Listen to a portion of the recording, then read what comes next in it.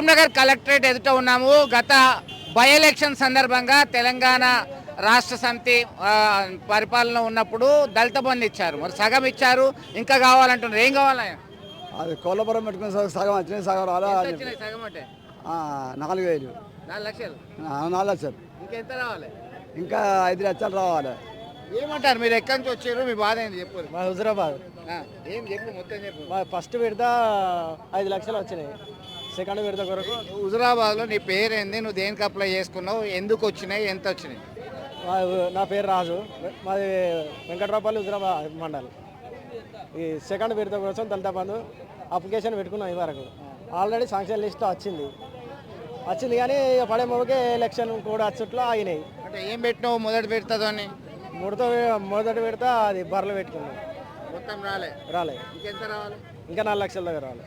అమ్మ మీరు చెప్పండి, మీరు ఎక్కడి నుంచి వచ్చారు? ఏం కావాలి మీకు? మేము హుజరాబాద్ నుంచి వచ్చినాం. మీ పేరు చెప్పండి. మాటల లక్ష్మి. అయితే మేము షాప్ పెట్టుకున్నాం, కిరాణా షాప్ పెట్టుకున్నాం. మాకు 3,80,000 వచ్చినాయి సార్. మళ్ళీ రెండో కొటేషన్ వేసుకొని తింటే అవి రాలే. అంతే, సగంలో సగం రాలే. మాకు 3 లక్షలు. ఎంత వచ్చినాయి మీకు అమౌంట్? 3,80,000. ఎంత రావాలి? ఇంకా 6 లక్షల చిల్లర రావాలి. 6 లక్షలు రావాలి. హుజరాబాద్. అంటే చాలా మంది ఇవాళ సోమవారము కలెక్టరేట్లో ప్రజావాణిలో దరఖాస్తు చేసుకోవడానికి వచ్చిండ్రా? మీరు ఎందుకు వచ్చిండ్రమ్మా? మీకు ఎక్కడి నుంచి వచ్చారు? మీరు ఎంత వచ్చింది గతంలో? ఇప్పుడు ఎంత రావాలి? మాకు ఇంకా 5 లక్షలు రావాలి. 5 లక్షలు వచ్చినాయి, ఇంకా 5 లక్షలు రాలేదు. సెకండ్ కొటేషన్ పెట్టుకున్నా కానీ అవి ఇంతటినే ఆగిపోయినాయి. అంటే ఇంకెంత రావాలి? ఇంకా 5 లక్షలు రావాలి. ఏం పెట్టారు మీరు? ఇంక కిరాణా షాప్ పెట్టినాం, సూపర్ మార్కెట్ పెట్టినాం. ఓకే అమ్మ మీరు చెప్పండి, మీరు దళిత బంధు గురించి వచ్చినాం. సగం వచ్చింది, సగం రాలేదు సారు. మాది ఇల్లు అందుకుంటా సారు. ఏం పెట్టారు? మేము బర్రెలు పెట్టినాం, బర్రెలకు లాస్ అయినాం. మాకు బర్రెతోటి 6 లక్షలు చేసిర్రు. మేము లాస్ అయినాం, చాలా ఇబ్బంది పడ్డాం. మేము పోము సారు.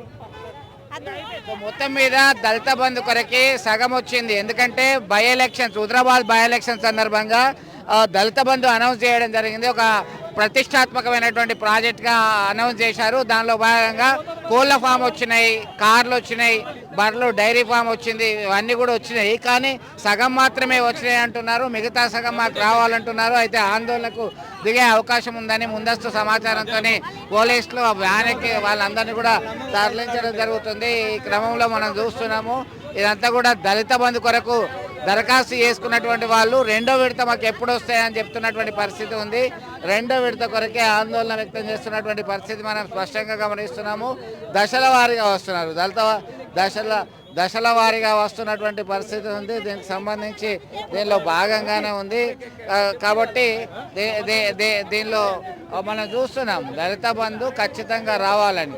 మరి ఒకవైపు దళిత బంధు స్కీమ్ లేదు, దళిత బంధు డబ్బులు రావట్లేదు, కాబట్టి ఏం చేయాలో పాల్గొనట్లేదు అని చెప్పేసి ఒక రకమైనటువంటి ఆందోళన దళితుల్లో వ్యక్తమవుతున్నటువంటి పరిస్థితి ఉంది. దీనికి సంబంధించి మనం ప్రత్యక్షంగా చూస్తున్నాం. ఇప్పటికే ఒక గవర్నమెంట్ అనౌన్స్ చేసింది, స్పష్టత ఇచ్చింది. ఆ గతంలో ఉన్నటువంటి ప్రభుత్వం దళిత బంధు కొరకి దరఖాస్తు చేసుకున్న వాళ్ళకి వాళ్ళ గ్రౌండింగ్ కొరకి గ్రౌండ్ లెవెల్లో సిఫార్సు చేసి డబ్బులు మంజూరు చేసింది. మిగతా వారికి దానిలో బ్యాంక్ అకౌంట్లో ఉన్నది రిలీజ్ కావట్లేదు. మొత్తం మీద ఒకవైపు ప్రభుత్వం దగ్గర ఖజానా లోటు ఒకవైపు ఉంటే, మరొక వైపు మా పరిస్థితి ఏంటి, మాకు డబ్బులు ఎవరిస్తారనే ఆందోళన కొంత దళిత బంధు లబ్ధిదారుల్లో నెలకొన్నటువంటి పరిస్థితి చూడవచ్చు.